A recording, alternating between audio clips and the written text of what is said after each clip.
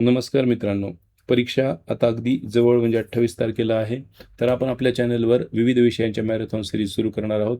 तर यामध्ये पहिला व्हिडिओ हा विज्ञान या विषयाचा आहे. साधारण या ठिकाणी फारसं डिस्क्रिप्शन वगैरे न पाहता केवळ प्रश्नांची उत्तरं पाहणार आहोत आणि थोडक्यात ती संकल्पना समजून घेऊ आपण, कारण आपल्याला त्यावर आधारित दुसरा प्रश्न आला तर यावं म्हणून. तर आपण व्हिडिओला सुरुवात करूया वेळ न घालवता.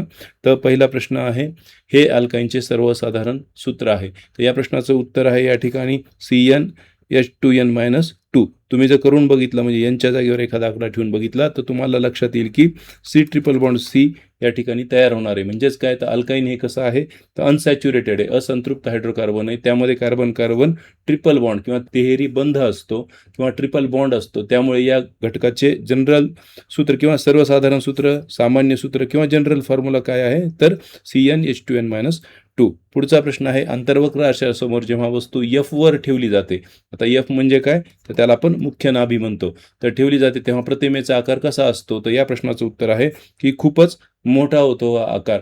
वस्तू जेव्हा मुख्य नाभीवर म्हणजे F वर ठेवली जाते तेव्हा तिची प्रतिमा अनंत अंतरावर तयार होते. लक्षात घ्या, इन्फिनिटी ज्याला आपण म्हणतो, अनंत अंतरावर तयार होते आणि ती आकाराने अत्यंत कशी असते, मग खूप मोठी असते. लक्षात घ्या, म्हणजेच काय, अंतर्वक्र आरशासमोर जेव्हा वस्तू F वर ठेवली जाते तेव्हा प्रतिमेचा आकार कसा होतो, खूप मोठा होतो.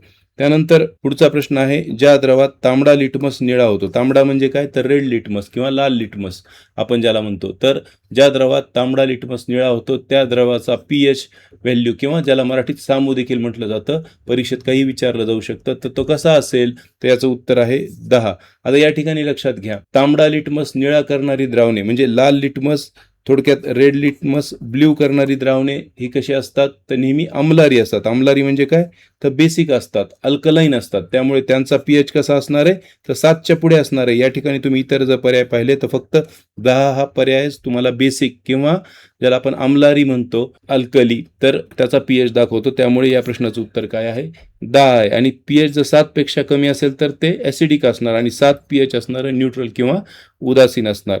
त्यानंतर पुढचा प्रश्न आहे, जलव्याल या सजीवामध्ये पचन न झालेले अन्न कशाद्वारे बाहेर फेकले जाते. या प्रश्नाचं उत्तर आहे मुख. मी इतर पर्याय आता वाचत नाही कारण व्हिडिओ खूप मोठा होतो मग आणि आपल्याला वेळ कमी आहे.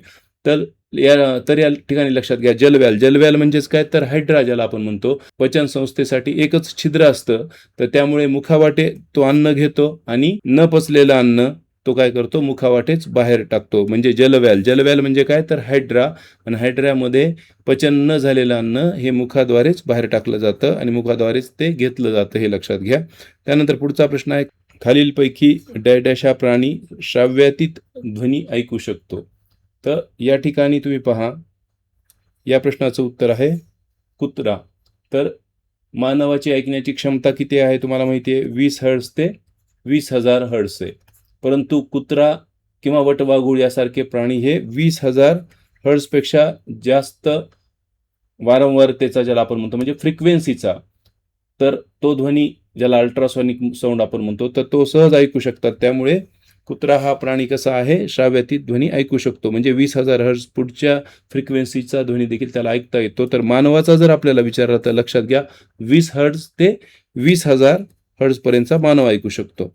पुढचा प्रश्न आहे, बाह्य शक्ती लावल्यावर देखील जेव्हा एखादा पदार्थ आपला आकार बदलत नाही तेव्हा या गुणधर्माला डॅश डॅश म्हणतात. तर या ठिकाणी आपण काळजीपूर्वक विचार करणं गरजेचं आहे की बाह्य शक्ती लावली आणि तरीही आकार बदलत नाही तर त्या गुणधर्माला काय म्हणतात असं विचारलंय. तर बल लावले असता म्हणजे एखादा हा पदार्थ आहे आणि त्याला आपण बल लावलं या सर्व बाजूनी, तर त्याचा मूळ आकार आहे तर तो बदलत नाही. तर या गुणधर्माला काय म्हटलं जातं, तर याला रिजिडिटी म्हटलं जातं इंग्रजीमध्ये, ज्यालाच आपण मराठीत ताठरपणा किंवा कठीणपणा म्हणतो. किंवा एखादा पदार्थ रिजिड आहे, माणसाच्या स्वभावाच्या बाबतीतही आपण असं म्हणतो की त्याचा स्वभाव फार रिजिड आहे, म्हणजे तो बदलत नाही. तर लक्षात घ्या, थोडक्यात बाह्य शक्ती, बाह्य फोर्स, बाह्य बल लावल्यानंतर त्याचा आकार बदलत नाही, म्हणजेच तो कसा आहे, रिजिड आहे. नाही तर आपण पटकन उत्तर देऊन टाकू शकतो की स्थितिस्थापकत्व म्हणून, कारण आपल्याला थोडा वेगळा पर्याय वाटतो म्हणून. परंतु हे उत्तर नाही, हे उत्तर आहे ताठरपणा किंवा कठीणपणा. त्यानंतर पुढचा प्रश्न आहे, RNA हा डॅश संश्लेषणात मदत करतो. तर प्रोटीन सिंथेसिसमध्ये म्हणजेच प्रथिन संश्लेषणामध्ये तो आपल्याला मदत करतो. पेशीमध्ये रायबोझोमल आरएनए ज्याला आपण म्हणतो, म्हणजे आरएनए जे आहेत ते अमिनो आम्लांपासून प्रथिनाची निर्मिती करण्यासाठी, म्हणजेच काय तर प्रोटीन सिंथेसिस, प्रोटीनची निर्मिती करण्यासाठी ते कार्यरत असतात. म्हणजे हे महत्त्वाचं कार्य ते करतात. म्हणून आरएनए म्हणजेच रायबोझोमल आरएनए काय करतो तर प्रोटीन संश्लेषणात आपल्याला मदत करतो. पुढचा प्रश्न आहे, एका कारची गती 18 किलोमीटर प्रति तासावरून 36 किलोमीटर प्रति तास अशी जर वाढवली तर त्या कारचे त्वरण किती? तर उत्तर येतं 1 मीटर पर सेकंद स्क्वेअर ज्याला आपण म्हणतो. तर या ठिकाणी लक्षात घ्या 18 किलोमीटर प्रति तास म्हणजेच काय तर 5 मीटर प्रति सेकंद आणि 36 किलोमीटर प्रति तास म्हणजेच काय तर 10 मीटर पर सेकंद. म्हणजे वेगातील बदल किती आहे तर 5 मीटर प्रति सेकंद बदल आहे आणि त्यालाच आपण जर वेळेने भागितलं 5 सेकंदांनी तर उत्तर काय तर 1 मीटर प्रति सेकंद. मी तुम्हाला वाटलं तर डिस्क्रिप्शनमध्ये किंवा आपल्या ॲपवरती हे प्रश्न सोडवल्याची PDF तिथे टाकतो मी त्या ठिकाणी, तुम्ही त्या ठिकाणी ती पहा, कारण आता आपल्याला वेळ नाही आहे इथे सोडवत बसायला. खालीलपैकी कोणते मूलद्रव्य मेंडेलिव्हच्या आवर्त सारणीनंतर शोधले गेले असं आपल्याला विचारलंय. या प्रश्नाचं उत्तर काय आहे? निऑन हे जे काही मूलद्रव्य आहे, एलिमेंट आहे, तो मेंडेलिव्हच्या आवर्त सारणीनंतर शोधलं गेलं. मेंडेलिव्हच्या काळामध्ये राजवायूंचा शोध लागलेला नव्हता. राजवायू म्हणजे काय तर त्याला आपण नोबेल गॅसेस म्हणतो, तर त्यांचा शोध त्यावेळेस लागलेला नव्हता. त्यामुळे निऑन सारखे राजवायू नंतर शोधले गेले. म्हणजे लक्षात ठेवा की थोडक्यात काय तर मेंडेलिव्हच्या आवर्त सारणीच्या वेळेस राजवायूंचा म्हणजेच नोबेल गॅसेसचा शोध लागलेला नव्हता. त्यामुळे निऑन सारखे राजवायू म्हणजे आर्गॉन असेल, वेगवेगळे क्रिप्टॉन असेल, तर ते नंतर शोधले गेले आणि त्यांना शून्य गण ज्याला आपण म्हणतो तर त्यामध्ये त्याला स्थान दिलं गेलं, हे तुम्ही लक्षात घ्या. त्यानंतर पुढचा प्रश्न आहे, अबिंदुकता या दृष्टिदोषाच्या निराकरणासाठी डॅश डॅश भिंगाचा चष्मा वापरतात. तर त्याचं उत्तर आहे दंडगोल भिंगाचा चष्मा अबिंदुकता या दृष्टिदोषाच्या निराकरणासाठी वापरला जातो. आता या दोषामध्ये डोळ्याचं जे पारपटल असतं ना, तर ते काय होतं, पारपटल पूर्णपणे गोलाकार राहत नाही, गोलाकार नसतो आणि त्यामुळे वक्रतेचा हा दोष दूर करण्यासाठी त्या ठिकाणी दंडगोल किंवा सिलेंड्रिकल भिंगाचा चष्मा वापरला जातो, हे लक्षात घ्या. त्यानंतर पुढचा प्रश्न आहे, एका सुदृढ बालकाला खालीलपैकी कोणती कृती करण्यास महत्तम म्हणजे खूप ऊर्जा लागेल?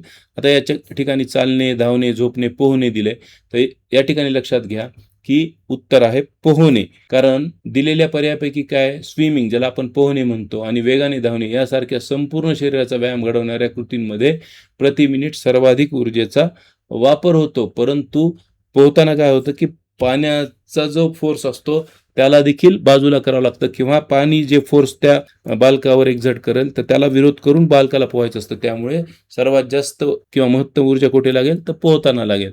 त्यानंतर हायड्रोजनची रासायनिक संज्ञा ही त्याच्या अणुवस्तुमानांक व अणुअंकासहित लिहायची असल्यास खालीलपैकी कोणते सूत्र बरोबर आहे? त्याचं उत्तर आहे 1H1. हे अशा पद्धतीने लिहिलं पाहिजे, टायपिंगमध्ये ते चुकून सरळ लिहिलं गेलेलं आहे. तर हे लक्षात ठेवा की हायड्रोजनच्या केंद्रकात किती प्रोटॉन असतात तर 1, म्हणजेच त्याचा अणुअंक काय झाला मग, म्हणजे ॲटॉमिक नंबर काय झाला तर 1 झाला आणि न्यूट्रॉन नसतोच. अणुवस्तुमानांक काय आहे त्याचा 1च आहे, त्यामुळे 1H1 अशा प्रकारे हायड्रोजनची रासायनिक संज्ञा लिहिली जाते. त्यानंतर पुढचा प्रश्न आहे, दवाखान्यातील परिचारिकांना आयोडोफॉर्मच्या गंधाची जाणीव नसते कारण त्यांच्या ज्ञानेंद्रियाला त्या गंधाची सवय झालेली असते. आता लक्षात घ्या, सतत एकाच वासाच्या म्हणजे आयोडोफॉर्म असेल किंवा इतर कोणताही तर संपर्कात राहिल्याने आपल्या घाणेंद्रियाला त्या गंधाची काय होते, सवय होते आणि त्याची संवेदनशीलता जी असते ती मग कमी होते. यालाच आपण काय म्हणतो, सेन्सरी ॲडॅप्टेशन असं म्हणतो. तुम्ही मच्छी मार्केटमध्ये जरी गेलात आणि रोज रोज त्या ठिकाणी गेलात, सुरुवातीला आपल्याला नको वाटतं पण हळूहळू मग त्या वासाची आपल्याला सवय होऊन जाते. तर अशा प्रकारे परिचारिकांना देखील आयोडोफॉर्मच्या गंधाची सवय होऊन जाते. त्यानंतर पुढचा प्रश्न आहे, वीज पुरवठा बंद केल्यावरही पंखा थोडा वेळ फिरत राहतो, या घटनेचे स्पष्टीकरण कशामुळे मिळते? तर न्यूटनच्या पहिल्या नियमामुळे आपल्याला या घटनेचे स्पष्टीकरण मिळते. इतरही नियम दिलेत पण तुम्ही आता वाचत नाही. तर पहिला नियम जो आहे न्यूटनचा मग तर तो कशाच्या संदर्भात आहे तर न्यूटनच्या गतिविषयक पहिल्या नियमाचे, म्हणजेच गतीच्या जडत्वाची किंवा इनर्शिया ऑफ मोशन आपण ज्याला म्हणतो त्याचं हे उत्तम उदाहरण आहे. ज्यामुळे काय होतं, एखादी वस्तू स्थिर असेल तर ती स्थिरच राहते जोपर्यंत त्यावर कोणतं बल लावलं जात नाही आणि एखादी वस्तू जर गतिमान असेल तर ती देखील लगेच थांबत नाही. तर हा नियम कोणता आहे? वस्तूच्या जडत्वाचा नियम आहे. इनर्शिया ऑफ मोशन ज्याला आपण म्हणतो. तर न्यूटनच्या पहिल्या नियमामुळे वीज पुरवठा बंद केल्यावर पंखा थोडा वेळ फिरत राहतो, याचं उदाहरण आहे. त्याचबरोबर लक्षात घ्या की इतर उदाहरणे देखील खूप आहेत. बस थांबली एकदम तर आपण पुढे ढकलले जातो वगैरे वगैरे. ही उदाहरणे कोणत्या नियमाच्या संदर्भात आहेत त्याचा अभ्यास तुम्ही नक्की करा. पुढचा प्रश्न, अतिप्रमाणातील कर्बोदके ग्लायकोजनच्या स्वरूपात शरीरात कोठे साठवली जातात? तर याचं उत्तर आहे यकृत. आता एक लक्षात घ्या, प्रश्न या ठिकाणी आपण जसा विचारला की अतिप्रमाणात तयार होणारी कर्बोदके ग्लायकोजनच्या स्वरूपात शरीरात कोठे साठवले जातात, प्रश्न असाही विचारला जाऊ शकतो की अतिप्रमाणातील कर्बोदके डॅश डॅशच्या स्वरूपात शरीरात यकृतात साठवली जाऊ शकतात. तर असाही प्रश्न उलटा विचारला जाऊ शकतो. तर शरीरातील अतिरिक्त कर्बोदके म्हणजेच काय, तर जे काही ग्लुकोज वगैरे आहे ते प्रामुख्याने यकृत म्हणजे काय, तर मग लिव्हरमध्ये साठवली जातात ग्लायकोजनच्या स्वरूपात. हे लक्षात घ्या. तर अशा प्रकारे आपण सरावाचे 15 प्रश्न या ठिकाणी पाहिलेले आहेत. आता यानंतर पुढच्या व्हिडिओमध्ये आपण असेच महत्त्वाचे 15 प्रश्न पाहूया. जर हे तुम्हाला प्रश्न वाटले की हे खरंच परीक्षाभिमुख आहेत तर तुम्ही नक्की या व्हिडिओला लाईक करा आणि मित्रांना व्हिडिओ शेअर करा. त्याचबरोबर चॅनलला सबस्क्राईब जर केलं नसेल तर नक्की करा. दुसरी गोष्ट म्हणजे हे जे काही प्रश्न आपण घेतोय तर ते आपण ॲपवर जी काही टेस्ट सिरीज केलेली आहे, विज्ञानची टेस्ट सिरीज, आता आपली साधारणतः 40 पर्यंत प्रश्नसंच झालेले आहेत आणि हे सर्व प्रश्नसंच आपण स्वतः पाठ्यपुस्तके आणि महत्त्वाची जी काही बुक्स आहेत स्टँडर्ड तर त्यामधून तयार केलेले आहेत. त्यामुळे वेळ लागतो आपल्याला करायला. फी देखील ती माफक ठेवलेली आहे आपण. आणि या 15-16 दिवसासाठी तर आता केवळ 49 रुपयामध्ये तुम्हाला ती सिरीज जॉईन करता येईल. तुमच्या मित्रांमध्ये देखील कॉमन तुम्ही जॉईन करू शकता, कारण त्यामध्ये आपण सर्वच विषयांचा समावेश केलेला आहे. म्हणजे अगदी सामाजिक शास्त्र, विज्ञान असेल, मराठी, बालमानसशास्त्र, तर एकाच ठिकाणी आपण या 15 दिवसासाठी ते दिलेलं आहे. तर हे प्रश्न तुम्ही त्या ठिकाणी देखील आता जाऊन सोडवू शकता आणि आपण लगेच पुढचा व्हिडिओ करूया. त्यामध्ये असेच महत्त्वाचे विज्ञानचे 15 प्रश्न घेऊ. त्याचबरोबर इतर सर्व विषयांसाठी देखील आपण अशा प्रकारची सिरीज सुरू करूयात. 15 प्रश्न आपण यासाठी घेतो की आपल्याला आकलन होणं सोपं जातं. नाहीतर मग खूप मोठे प्रश्न जर घेतले तर व्हिडिओ देखील मोठा होतो आणि आपलं कॉन्सन्ट्रेशन तेवढं राहत नाही. तर पुन्हा एकदा व्हिडिओ आवडला तर नक्की लाईक करा. तुमच्या सूचना असतील तर कमेंटमध्ये सांगा. धन्यवाद.